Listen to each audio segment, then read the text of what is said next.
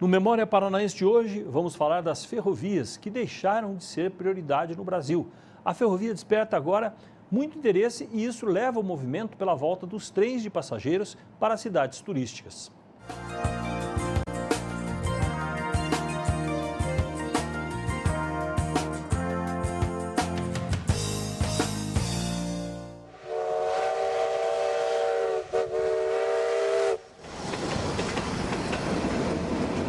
Estas imagens são de um raro passeio de trem entre a cidade da Lapa e Curitiba. A promoção foi da Prefeitura da Lapa, com apoio da Associação Brasileira de Preservação Ferroviária e da empresa Rumo Logística, concessionária da ferrovia.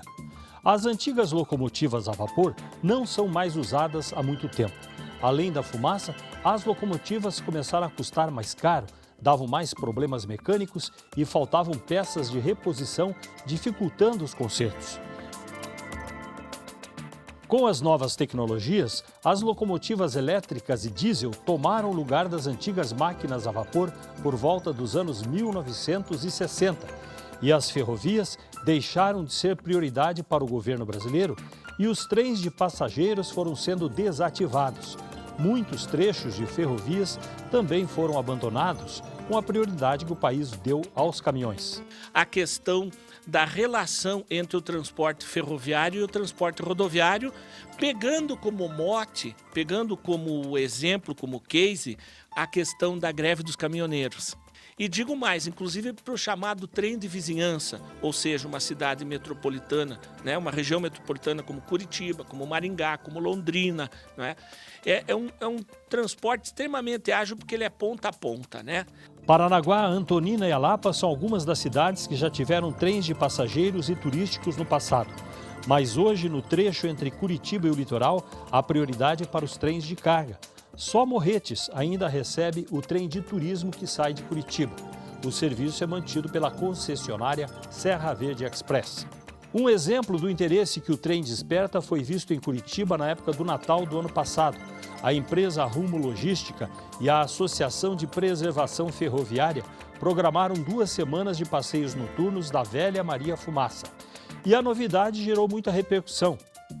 Hoje, o movimento pela volta do trem turístico está crescendo também para outras cidades para os finais de semana. O objetivo é a valorização turística destes municípios, com mais movimento para hotéis, pousadas e restaurantes. O movimento é incentivado pelo empresário Márcio Assad, diretor do Departamento de Turismo da Prefeitura da Lapa. Para a Lapa, até porque essa retomada tem muito a ver com a nossa ida a Brasília, na NTT, que é a Agência Nacional de Transportes Terrestres, onde levamos um projeto chamado Museu Dinâmico da Ferrovia. A partir daí, foi um divisor de águas e essa possibilidade da volta dos trens turísticos, culturais, principalmente para o Brasil Meridional, passou a ser uma realidade.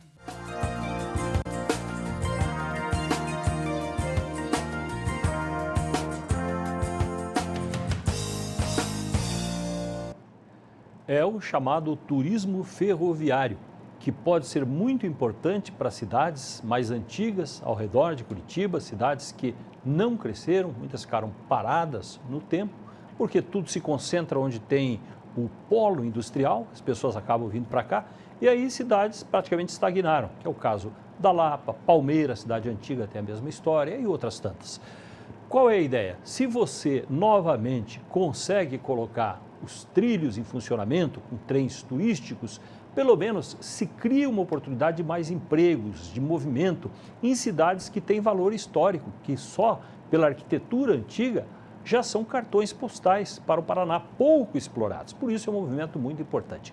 O que aconteceu com as ferrovias no Brasil foi algo criminoso, porque praticamente deixaram sucatear por má administração, porque colocam um político para dirigir órgãos públicos importantes. Nas ferrovias, temos um bom exemplo. Aí, como eles estão preocupados só em saquear o poder público, acontece isso, as coisas não dão certo. A preocupação seria essa, tentar reativar as poucas ferrovias que ainda existem.